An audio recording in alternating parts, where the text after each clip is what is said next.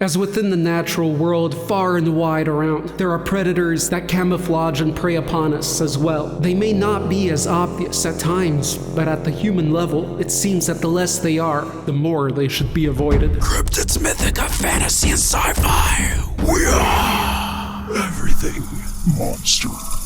They're always aware of you, beholding an exterior much lighter than their demonic intentions. Weeping angels aren't just as old as their carved aesthetics make them out to be, but rather ancient. This may seem perplexing, but this, along with their actual creation, is what we'll be touching upon today. Welcome. If you haven't yet, proclaim yourself a monster lover by hitting that subscribe button and becoming a monsterite today.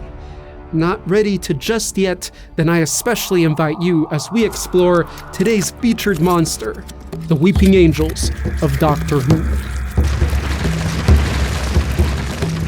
As per usual, let's have a glance at all the media the Weeping Angels have been in, starting with episode 10 or 11, depending on how you're counting the first one, of season or series 3 of Doctor Who, entitled Blink, which aired in 2007. From then, they have made appearances in The Time of Angels and Flesh and Stone, a 2-part, 2-episode story in series 5. Then as cameos in The God Complex of series 6, and a full-on comeback in The Angels Take Manhattan of Series 7. Then in the very mini episode Good as Gold, a 2013 special, The Time of the Doctor. And back in at Series 9 in episode Hellbent. Series 10, The Lie of the Land.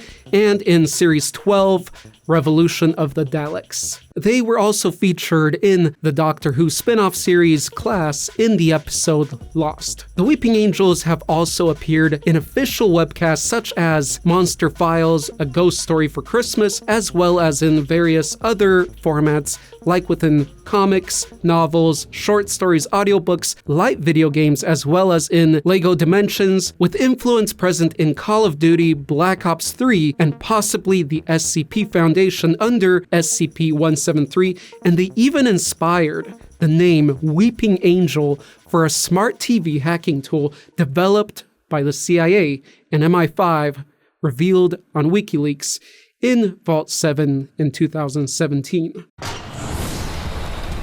The Weeping Angels were created by Stephen Moffat for the episode Blink. This episode was based on his short story in the book Doctor Who Annual 2006 called What I Did on My Christmas Holidays by Sally Sparrow.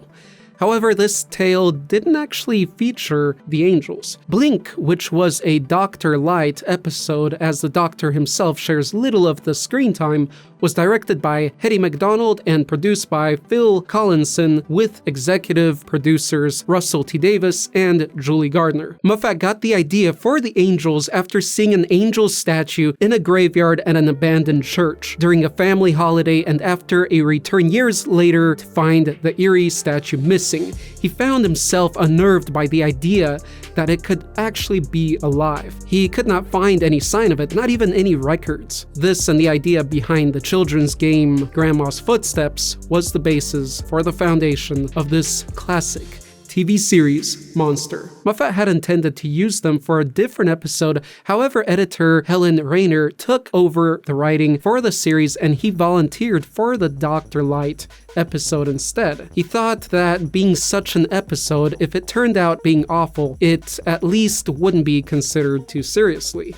Thankfully for everyone, angels included, the episode received critical and fan acclaim, and so they have returned over and over again. These living statues were themselves often played in the episode by actresses rather than being simple props. Unfortunately, most of these actresses, such as Ellen Thomas and Aga Blonska, remained uncredited and barely even mentioned. For the effect of the angels' rigid dresses, they used fabric soaked in fiberglass resin. The freezing or complete stillness on the actress's parts was made possible digitally in post-production, cleverly using a digital model. We've got to cover all our arms, chest and back, everywhere we can see skin. And we need to do 2 to 3 layers, and so we do a whole layer, hairdryer, dry it, powder it because it's quite sticky. Another layer, same thing. It's not too bad. I must say, the special effects folks did a fantastic job on this one. though I can't say much less for many of the other great Doctor Who episodes. The Weeping Angels were first introduced to us through protagonist Sally Sparrow, who investigates Wester Drumlin's, an old abandoned house that was known for disappearances. Throughout its decrepit presence and surrounding grounds stood life-size angelic statues, whom covered their eyes as if crying. As the story progressed, Sally soon learned that the angels will stalk you until your demise, at least from the current state of time, unless you keep a watchful eye over them. Or Mr. Grumpy-Face today.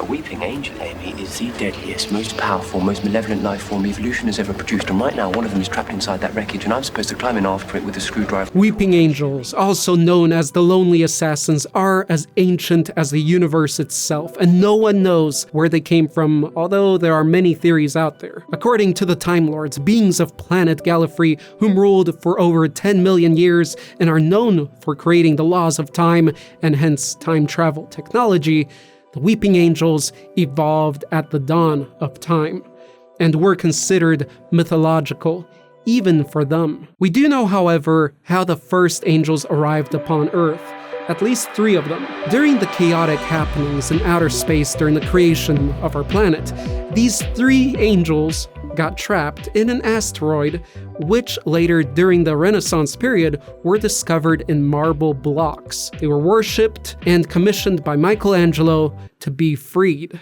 Prior to this reference of the people, an even more ancient story mentions of a weeping angel appearing since Egyptian times, where one of them slaughtered an entire village during an eclipse, before being trapped by mirrors. Interestingly enough, there is also a theory that the Greek story of Medusa was also a suspected encounter with the or an angel. Weeping angels were also encountered in other times in history, such as when they had a hand in the fall of the city of Anglica. Then in the 19th century during an attempted attack on the Doctor, then again several times in the 20th century, one which was during World War I, and then onward in the 21st century and even beyond into future centuries where they continue to wreak havoc in larger measures, at this point becoming quite a pest of the universe. Much of these occurrences are probably subject to canonic speculation since they took place in the extended universe, not in the actual TV series.